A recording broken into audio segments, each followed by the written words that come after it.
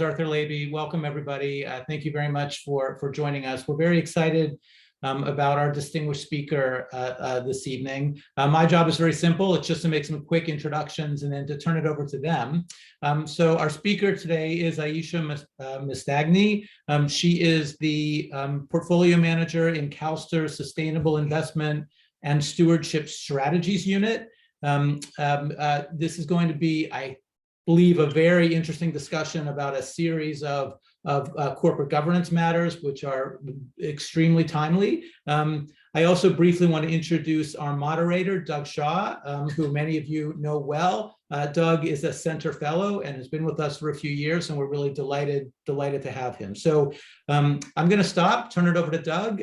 He's going to lead Aeisha, I think, through a conversation, and then if Aisha's willing to, perhaps we'll have some opportunity for questions towards the end of the program.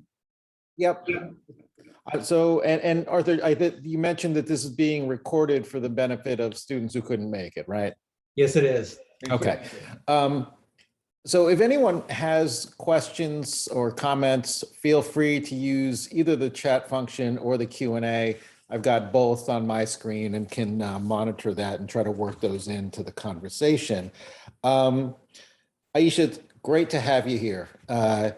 I guess just one thing, I figure I should mention what Calstrs is.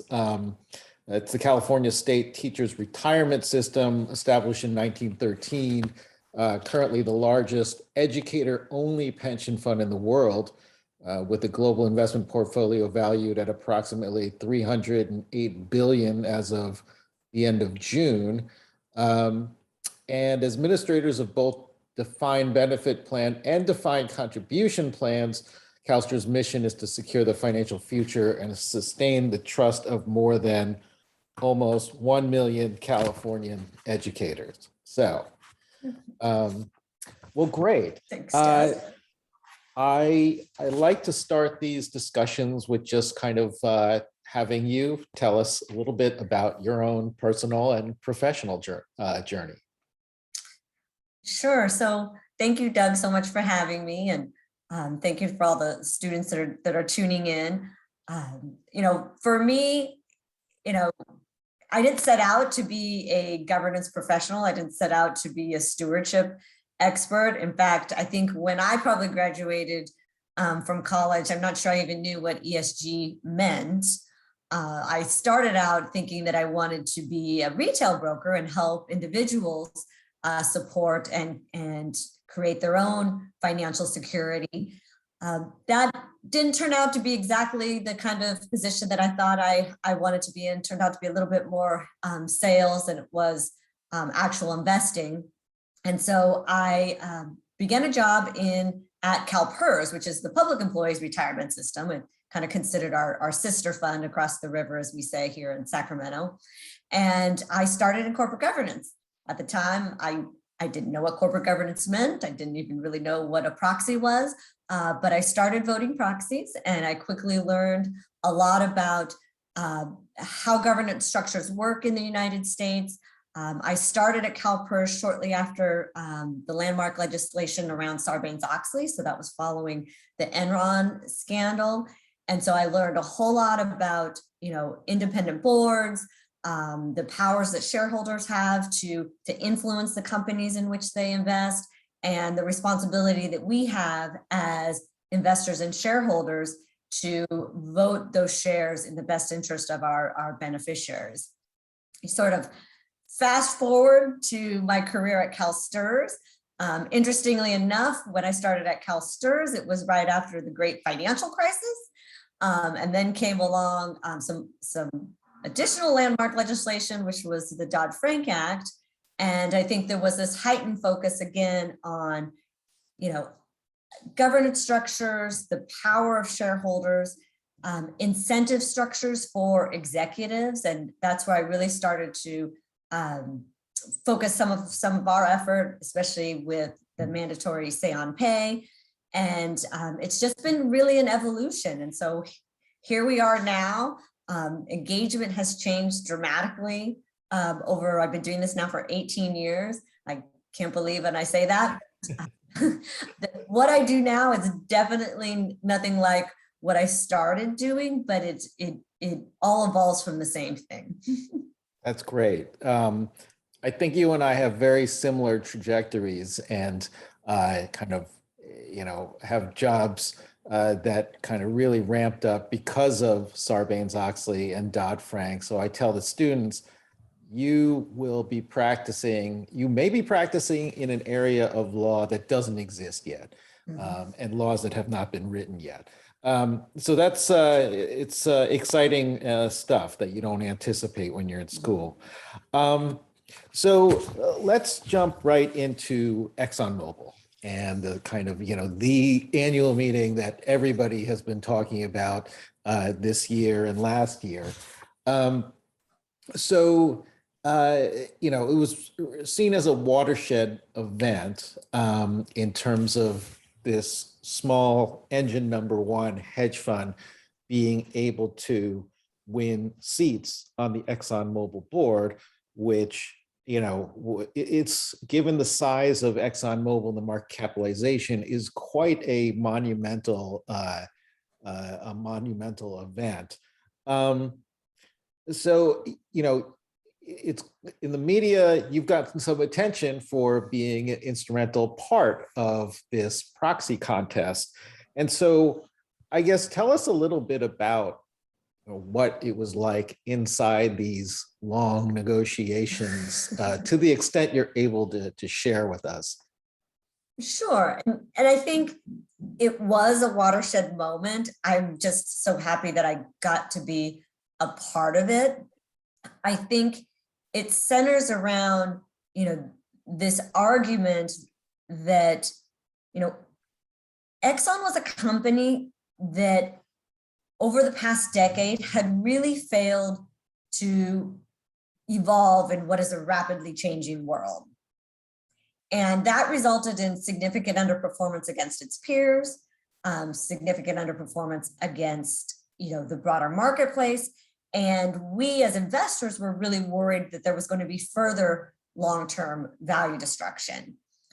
And so when engine number one approached us, and I'll be frank, and this is no news probably to some people on this webinar, that Charlie Penner and I had known each other for over a decade. He had previously worked at John Partners, and he had moved over to engine number one.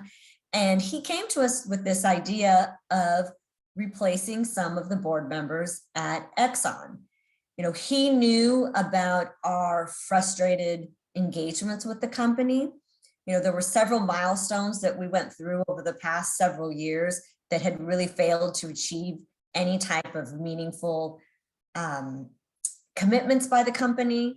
I think it goes back to, a 2017 shareholder proposal that passed asking for a report on the risks of climate change to the ExxonMobil business. And at the time, the company basically ignored that proposal. Then you had Climate Action 100 Plus, which was a collaborative engagement of global asset managers and owners around the world trying to engage some of the biggest carbon emitters in the world. They were able to achieve commitments around reducing companies' carbon footprints, and they weren't able to receive those same type of commitments from Exxon. And then you look at 2019, and Calstrs decided we were voting against the entire board. We didn't feel like this was a board that had the right skill sets.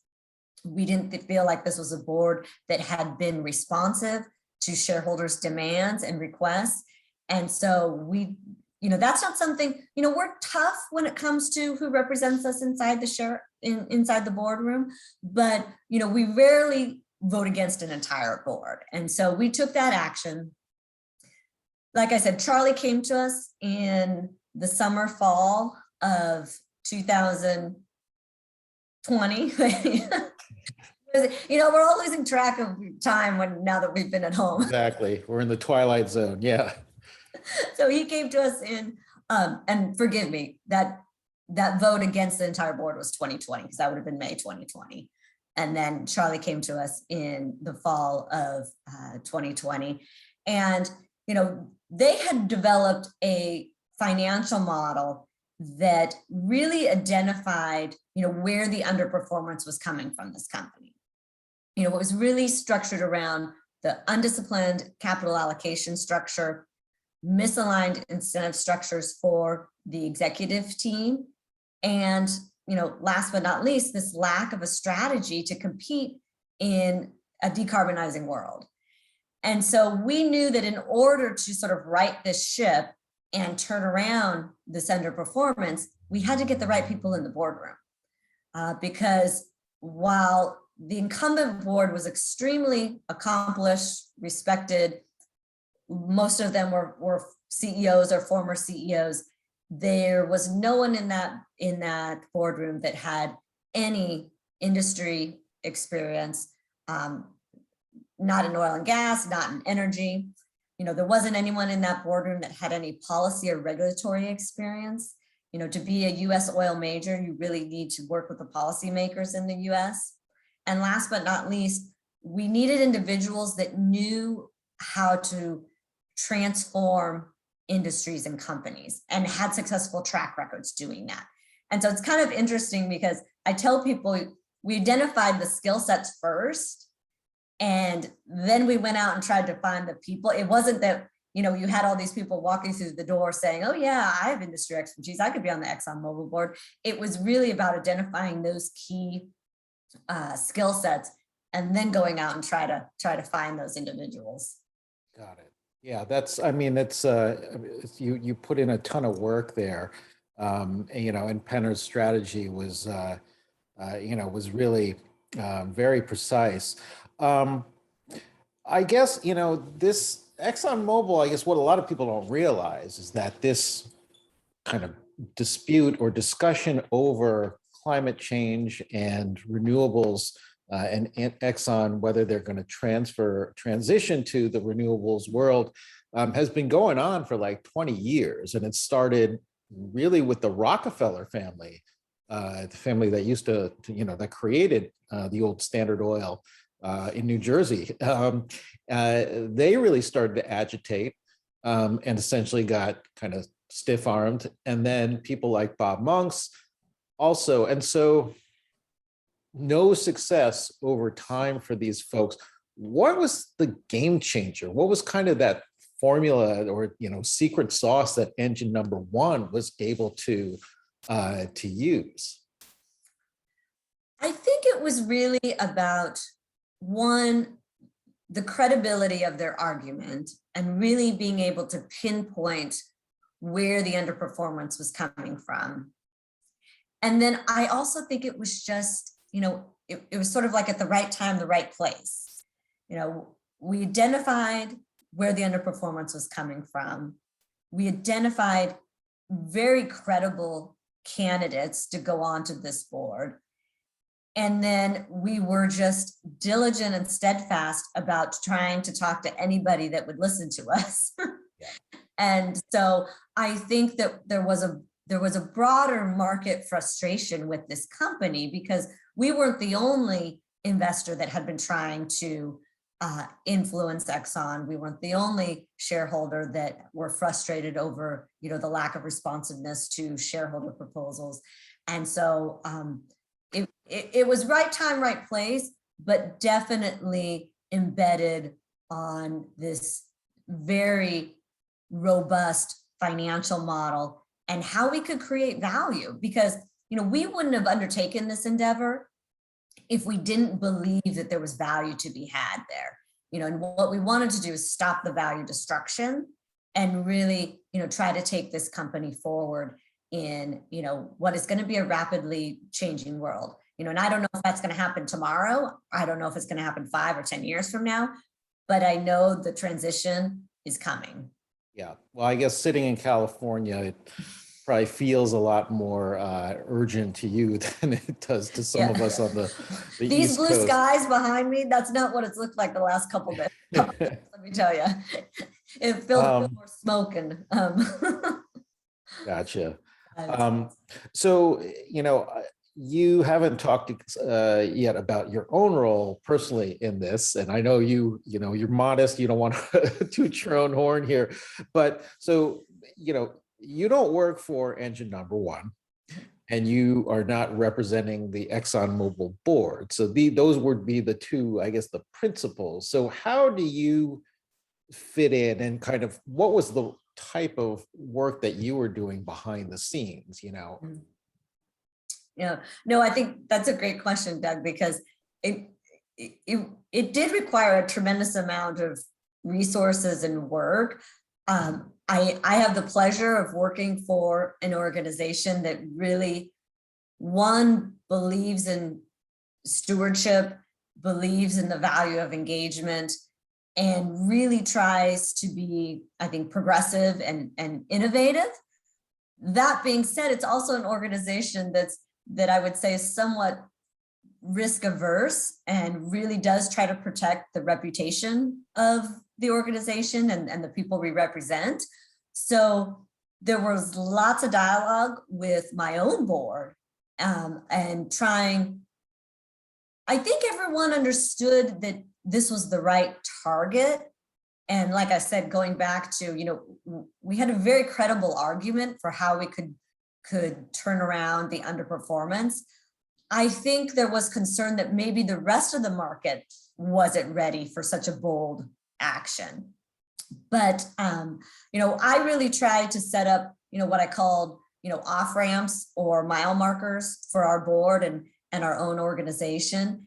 And every time we passed one of those mile markers, I think the risk of you know, hurting the Calstrs reputation got less and less. You know, there were things like, obviously, the stories that came out in the media. You know, I was grateful that I'd say the theme running through all of the stories was about Exxon's underperformance, you know, the need for change on this board, and the lack of strategy to compete in that decarbonizing world. And so we were just pleased that the media stuck on those points. I also think that, you know, having others follow suit, you know, Calstrs came out in support of engine number one in December of 2020. That was before we actually had even found all of the directors that engine number one planned to submit.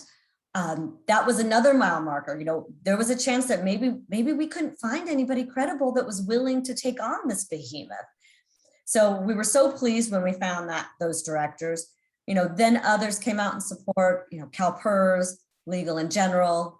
Obviously, then as we got closer and closer to the meeting, it was great to hear, you know, the proxy advisors come out in support of some of the candidates.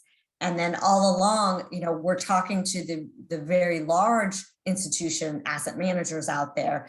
But you know, Doug, they sort of hold things close to their chest. No one's going to come out and say right away what their vote's going to be because they are so large, and you know, obviously they don't want to be moving the market or anything like that. So yeah, it was just a ton of work, but I have to say I loved every minute of it. It was just really, to me, exciting to be part of it. And you know, this was a company that, you know, used to be in our top 10 at Calstrs, and it's a shame that, you know, was no longer part of the Dow 30. But we do believe that it has some of the best scientists, business people, technology experts. And so this company really can, I do believe that it can turn around. And now that, especially since it has some really great people on the board. Yeah. Well, I think, you know, you brought up an interesting point about that most people don't really think about, and that is kind of the work it takes for you to convince the people internally to go along with this. Because people think just, okay, well, Calstrs has decided. And it's like, well, they decided, you know, Calstrs, it's an organization, it's, you know, connected to the state government. Mm-hmm. Your board is not traditional board. You've got, you know, political appointees and such. And so I'm sure internally it took a lot of, you know, politicking and socializing. Well, and even our stakeholders, Doug, too, because I think that, you know, at the end of the day, we answer to the teachers of California, and there's diverse views from that beneficiary group. There is a small group that believes that, divestment is the answer. There are others that are very supportive of our engagement activities. And it's the responsibility of the Calstrs board. And like you said, they represent different constituencies, some political, some represent, various constituencies of the California educators. But when they sit on that board, they have to act in a collective voice. And so you're right. I've had, not that I didn't always have a lot of presentations to our board, but I had extra time in front of them over the course of this engagement. Yeah, well, incredible work, incredible experience. Do you think this is kind of a company specific phenomenon, or do you see taking this formula to other energy companies? To what extent was this like a one-off type thing versus something that we're going to see repeated? Yeah, and we even have this on our website, it's part of our stewardship priorities. And, there's this continuum of engagement activities and ways that we can influence companies. That's everything from proxy voting to letter writing to shareholder proposals to collaborative engagements, all the way over to what we call activist stewardship, which is Exxon was a version of that. And it's this heightened, very targeted engagement. And I don't necessarily believe that, I can tell you there's no way we could have done more than one of these at a time. I don't even know if we could do, one a year. But it's really about, using some of the tools that the activists use to really try to influence and change these companies for the better. And I think that I do believe that this is the way that engagements, I don't want to say every engagement is going to be like Exxon. It's not. But I do think we've gotten to a point where the traditional engagement, where I have companies, during the height of proxy season, I'm getting, 10 emails a day asking for engagements. That's just not sustainable. And so even with the stewardship team, and that's not sustainable. I have a big stewardship team at Calstrs. We can't even manage all that. So I do think that this, more targeted type engagement where you can have very measurable outcomes is probably the way that stewardship activities is going. I think the days of, oh, let us update you on our governance activities. I don't know sometimes if that's a real efficient use of my time or an efficient use of the company's time. We'd rather participate in those types of engagements if there's some type of feedback that we can offer, or if there's a particular, outcome that we're trying to achieve or trying to influence something in some way. Yeah, I mean, it's interesting to watch that because, as we know, this type of shareholder engagement, shareholder to company, shareholder to director engagement is relatively new. And, you and I were part of kind of the earlier days of, all right, what's this thing going to look like? And yeah, it was kind of messy. And now I guess we're seeing it kind of go into the next phase of, all right, this has got to be more targeted. We can't just like talk for talking's sake. Let's see. So let's move on to Facebook. The popular Dual class share is my favorite. Well, it's Facebook's the popular platform that seems to be the bane of everybody's existence at the same time. So we've got so this is one company that has this kind of so-called dual class share structure. And I guess, just the summary here is that there's Class A and Class B. The Class A is what people can buy on, on NASDAQ. You get 1 vote per share. Mark Zuckerberg and some of the other, Sheryl Sandberg and others at the very top of the organization, they have Class B shares, which have 10 votes per share. So Zuckerberg owns 75% of the Class B, which means, he's got control of, 58% of Facebook's vote. How do you solve for something like that? When I said that it's my favorite, I was obviously being sarcastic because it's been sort of the vein of my existence since I've been involved in governance activities. I do think the whole dual class issue has to be addressed through multiple parties. I think that it has to be investors like Calstrs that speak up. I think it has to be the exchanges. I think it has to be the regulators that get involved. I think, the whole issue kind of came to light again, a few years ago when Snap IPO'd with, basically 0 voting shares. Yeah. There were a lot of people that argue that the time that Snap with those 0 voting shares, it really wasn't an equity, because in order to be an equity, you're supposed to be able to have a vote, even if that is sort of disparate voting rights. So yeah, I do think it has to be addressed, from multiple fronts. I think what's difficult for a lot of, market players and for people on the outside to understand is that,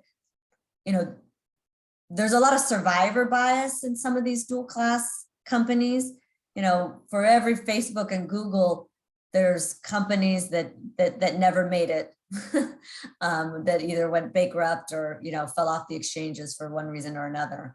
Yeah. So I think that that's hard for people to understand. I also think, like with Facebook, I would say climate change keeps me up at night, because I think that's going to be a dramatic change in the marketplace and for the future, of our society, our world, but I also think it's really, really scary that a company like Facebook not only, controls millions and billions of dollars in capital, but they also have so much sort of social capital. And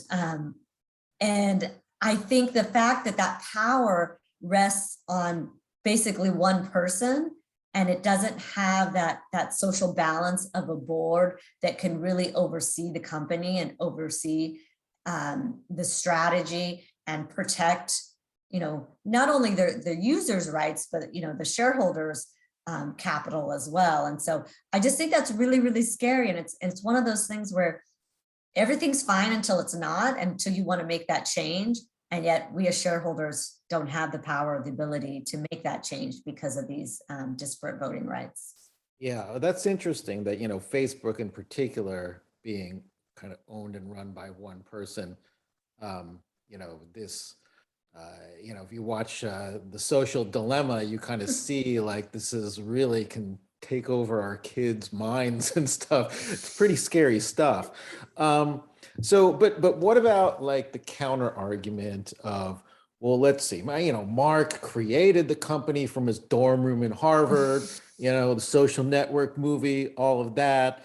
And so it's his company, and the IPO, everything was disclosed, voting rights and stuff, everyone still bought it, and so you knew what you were getting into when there was the IPO, still oversubscribed. So, buyer beware.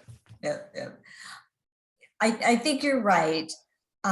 It is something that we as investors have to take a harder look at. I also think that governance practices should evolve over the life of a company. There are a lot of studies out there around, there is a valuation premium that comes with some of these dual class companies when they first IPO, but it really does start to dissipate around the 6-7 year mark. Mm-hmm. And I think that, that's a really strong argument for having some type of sunset provision around these dual class. And I think you're seeing that pick up in terms of IPO companies that are at least going to market with that sunset provision, because, that goes back to, the supermajority, rights to change the bylaws. it's so frustrating when you get to a point of a company and you want to make that change, or you want to help, you want to evolve into the company, you know, a much larger, much more mature governance structure, and you can't because of some of these provisions that you put in place, you know, when you officially went to market. Got it. Yeah, I think, you know, if you don't get it at the beginning, it's pretty It's hard. really hard. It's hard. And so, you know, Facebook gets called out for this, but what about like Berkshire Hathaway and other companies? You know, it seems like there are other companies that have this, but they, you know, everyone kind of, you know, they get a pass somehow. Yeah, and it's funny because people do bring up Berkshire, but that one's slightly different. You know, because really what we're looking for at STRS is that we want your voting rights to match your economic interests. Okay. Berkshire, and I know it's not a perfect sort of one-to-one, but the way that their shares are structured is actually to give people access to being able to own that stock. And so, yes, you do have a less voting rights, but it is a much closer sort of one-to-one or 1-to-10 based on your actual financial interest in that company. But there are several others, like I said, you know, Google's out there. I mean, they have three shares of stock. It's very uneven in terms of the founders and their voting rights and the, you know, other investors like Calstrs and what we own. Yeah, and I don't know the empirical data, but it seems that, you know, it's a lot of kind of tech startups that kind of take advantage of this at the outset. And that's what I was saying at the beginning, you know, you have to be very careful with some of these academic studies. And I'm not an academic by any means, but there's a lot with the dual class, there's a lot of survivor bias in some of these studies. And, you know, you have the Facebooks of and Googles of the world that have been tremendously, you know, positive performers. But for every Google and Facebook, there's a few others that haven't quite turned into those behemoths. Yeah, kind of like the SPACs. don't just, you know, fools rush in. Exactly. So let's see, we've got, does anyone have any questions? I don't have anyone typing in questions yet, but start typing them in. We'll keep going. Board diversity is another issue that's been, you know, on the top of your priority list. You know, you supported the recently enacted NASDAQ rules on board diversity, and I was a big fan of them as well. Seems like the Wall Street Journal and others were really big detractors. What, you know, I guess maybe it's obvious, but what was so controversial about this in particular? You know, that's hard for me to sort of get in the minds of someone that thinks so kind of counter to what STRS believes. You know, for Calstrs, like you said, we've been a long supporter of not just board diversity, but diversity throughout an organization. And I'm so glad we've moved beyond this thought that, okay, does diversity really add value? Because I think there has been, I'm glad we're kind of past that argument, because I think there's been a number of studies that do show that diversity adds value. And, you know, for our beneficiary group, you know, we're teachers. 70% of our beneficiaries are women. So it's an issue that they've long been passionate about and supportive of. You know, I think for some, it's around sort of the legality of instituting these types of requirements. But then again, I'm not an academic. I'm not a corporate lawyer either. I'm a stewardship professional and a finance professional. So, you know, I think that it's an example where, you know, the investors have long been pushing for this, and it's been slow moving. You know, we've gotten some gains, but I don't think it's moving quite as fast as we all would like it to. And so the idea that, you know, NASDAQ can be sort of on the forefront of this, I think can only add or contribute to that progress.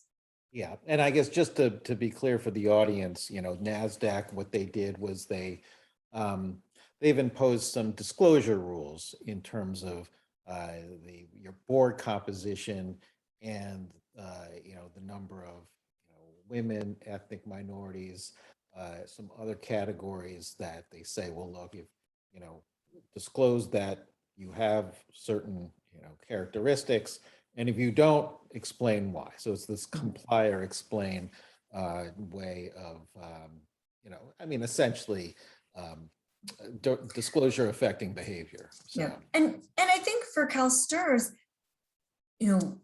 obviously we want to push for greater diversity, but we have to start with the disclosure. And I think that having universal metrics across companies allows us to better benchmark and engage companies. For a long time, it's kind of a little bit of a black box. Not many companies actually had pictures in their proxy. Yeah. We could only go by, the names.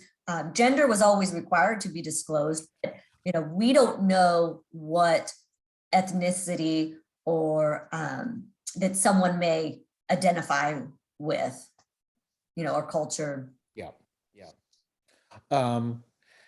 So, California, as a state, was first passed a law a couple of years ago, essentially requiring a certain number of women to be on corporate boards, and there were, fines if you didn't comply with that by certain dates. And then, recently there was another law passed to go beyond gender and go into, racial, ethnic minorities, and have some requirements for corporate boards headquartered in California on that front. I guess people warned that, look, if you don't do this, the government's going to come in and basically impose it on you. Why is California the one taking the lead? I mean, to me, it's not that surprising, but I'm not exactly sure I can explain why. I know, us crazy Californians on the coast. I think it's a couple of things. I mean, one, we're just a very diverse state.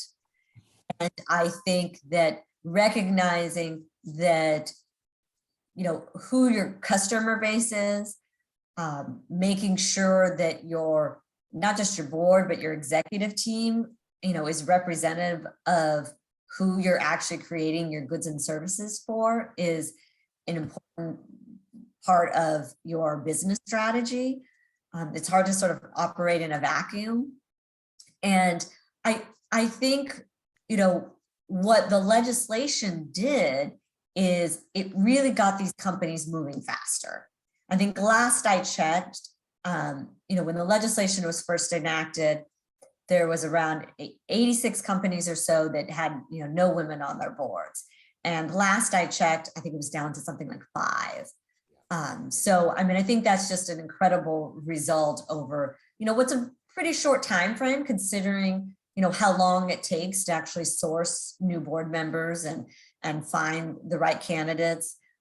So I'm just so pleased that, and I'm pleased that most companies saw that this was, necessary, for their own evolution. Most companies weren't fighting us about it. It was just about, where do we find the candidates? And so if we could be helpful in pointing to them to some resources, that was helpful. Yeah. There are lawsuits, trying to overturn these pieces of legislation. So that's definitely something to keep an eye on.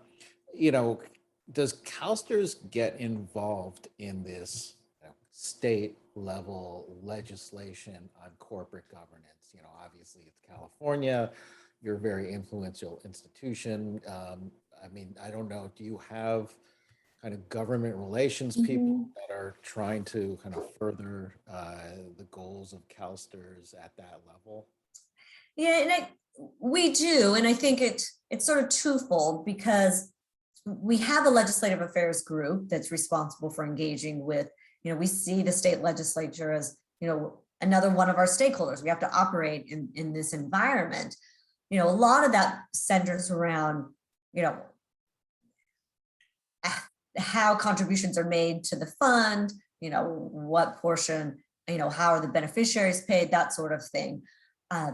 The legislation that affects investments, my team, really tries to focus on more federal legislation that might affect us as an institutional investor. That's actually part of, we feel like it's our stewardship responsibilities because, as an institution, we want fair and equitable markets in which to operate where we have sufficient shareholder rights. And so, we really look to the federal legislature or, the regulators and policymakers in order to ensure that we can operate in that environment. Yeah. Periodically, there is state legislation in California, especially around, certain divestment bills. Obviously our board still has their fiduciary responsibility, and any type of divestment action has to go through our divestment policy and through the board making that decision. And we have very clear criteria for divesting of certain, sectors or companies. Historically, it's been a particular, industry. Well, let's see. We have a couple questions that have come in. The first one is with the SEC considering how to craft ESG disclosures, what environmental metrics would be most decision useful for how you allocate capital at Calstrs? Yeah. So for Calstrs, we're a broad institutional investor. We own 9,000 different public securities. We have private market assets, real estate, fixed income, obviously. So what we're really looking for is, and let me just go back out. The asset allocation is really set at the board level. And then it's up to the individual asset classes to determine the various strategies within their own asset class. When we look to disclosure from the SEC, it's really for benchmarking and comparison purposes. And so we do look for some very specific universal metrics that we think all companies should disclose. We did write a letter to the SEC in response to their request around what should be disclosed in terms of climate metrics. We think companies should be disclosing scope 1, 2, and 3 emissions. We think that's really important. We also think that there are probably some industry specific metrics that need to be disclosed. And for things like that, we do look to SASB because we think that they've identified those material metrics for specific industries. And so it's kind of similar on the human capital side. We think there's some universal metrics that all companies need to disclose. And then we look to more material specific and look to SASB to help identify those metrics. And so SASB is the Sustainability Accounting Standard Board. And Calstrs was actually fairly instrumental in the development of the organization to start with. So let's see. The next question, I'm not sure I kind of can place where we talked about it, but can you define the term power vacuum? I think you used it. If not, or you don't recall, or it's no longer relevant to the conversation, no worries, thanks. I can't exactly recall, but I'm sure you and I both have ideas of what the power vacuum means. Go ahead. Yeah, go ahead. Yeah. No, I think maybe I said you can't operate in a vacuum. I think that's what I said. I see. If I misspoke. Okay. I mean, I think the power vacuum is, those who are accountable. It's like, I've tried to coin activist stewardship, so maybe we can work on power vacuum too. Yeah, I mean, it's basically when, those who are supposed to act, don't act, someone else is going to come in and do it for you. And Yep. I think these days people talk about, maybe corporations are the ones who are going to do that. Is that appropriate or not? Investors, who made Larry Fink king of the world, this kind of stuff. So, let's see, keep those questions coming in. So let me see, clear that one. So we talk, so ESG is kind of like the talk. It's off of, tip of everybody's tongue. I tell people you're going to get sick of hearing ESG if you aren't already. So if you don't like it, don't go into corporate governance. So, we just talked about several examples, of environmental, social, and governance issues that you've been very active in. What are some of the other ESG priorities that corporate boards should be following and paying attention to? Kind of what's just around the corner. Yeah. No, and I think this goes back to kind of what we were talking about earlier, Doug, in terms of diversity and inclusion. I think that's almost evolved into more what we call human capital management. Diversity, inclusion, and having those good practices are just part of an overall human capital management strategy.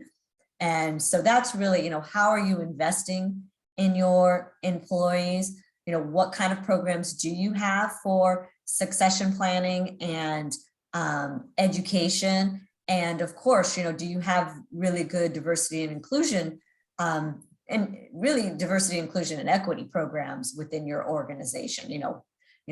Fair pay for fair work, those types of things. And so, we're talking to a lot of companies about their human capital management practices. We spent the last year actually, when the pandemic hit, we knew that there were going to be companies out there that were severely affected by the pandemic, whether that was because there was a severe drop off in the demand for their goods and services, whether it was employees on the front line that they had working. And so we've spent the last year really talking to companies, trying to understand and try to identify, those practices that we think lead to success and resiliency, and trying to can we identify some of those practices, and then can we go back to some of those companies that maybe didn't have those same factors,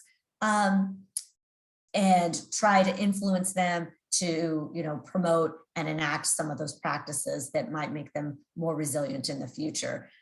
So we spent a lot of time doing that, and it's really a feedback session with the companies, trying to glean some insights from them, because the pandemic affected different industries in different ways, and companies reacted differently. So yeah. I've got a question that came in to me through chat. Calstrs is a fiduciary to its investors. How does Calstrs conceptualize its fiduciary duty? Investors are not monolithic. So who decides what is in the best interest of investors, and how do they make those decisions? So you're definitely in the room for those discussions. No, I think that's a really, really good question, because I think it's important because, for example, Calstrs, we're an open, transparent organization. Our board meetings are open. We have a lot of, I call they're divestment activists. They're people that come asking us to divest from particular industries or companies. It's hard. We have to manage, is that a broader consensus from our million beneficiaries that Doug talked about at the very beginning, or is that a small subset? And so the way Calstrs is organized is through a 12-person board, some of which are political appointees, but there's some others, such as, the superintendent of education sits on our board. The director of finance sits on our board, the state of California finance.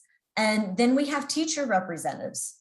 We have representatives that represent the kindergarten through 12 year grade levels. We have a community college representative. We have member at large.